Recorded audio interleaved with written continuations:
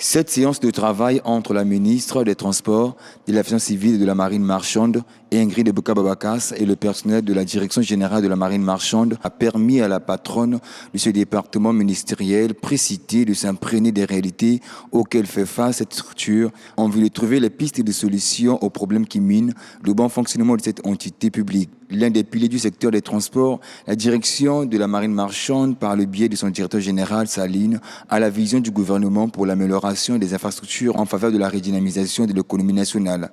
En votre qualité de capitaine du navire Marine marchande, battant pavillon congolais, je voudrais vous souhaiter bon vent pour une expédition maritime sécurisée et sûre jusqu'au port de destination.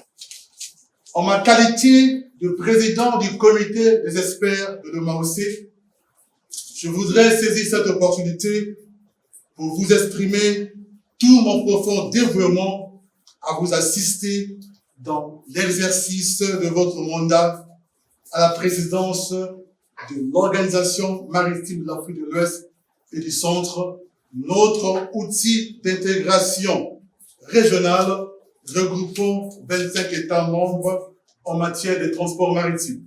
La ministre Ingrid Ebouka-Babakas entend promouvoir la connectivité des transports tout en adoptant une approche transversale visant à s'assurer que tous les modes de transport s'intègrent et concourent à l'efficacité économique globale. Son mission étant de restaurer la vocation de pays de transit de notre pays. C'est-à-dire qu'il faut que les gens se disent, en passant par le Congo, on va plus vite et à moins de coût.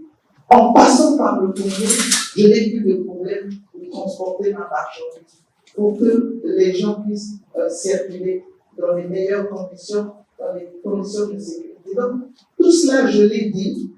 Et puis, j'ai conclu en disant, mais moi, j'arrive dans un ministère où je sens que les gens, ils ont la volonté de travailler. Parfois, ils sont découragés pour des raisons structurelles, conjoncturelles. Et c'est pour ça qu'il est important pour moi de galvaniser les troupes et de dire ensemble, c'est nous-mêmes qui allons sauver notre maison, qui a des murs, je l'ai dit, désarmés.